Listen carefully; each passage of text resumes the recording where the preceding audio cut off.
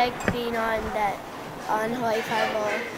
It was a good experience to have like so when I do a next movie or commercial, then I have that experience. Well, I'm not like really wanting to be like a main character. It doesn't matter if I'm like a background person or a main person.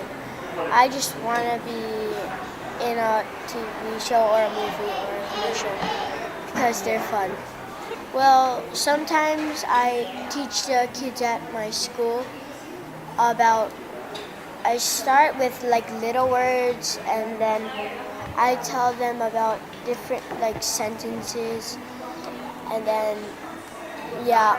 So now when when they um, when they talk Samoan, um, it gets better when they talk Samoan, so there could be more Samoans in the world.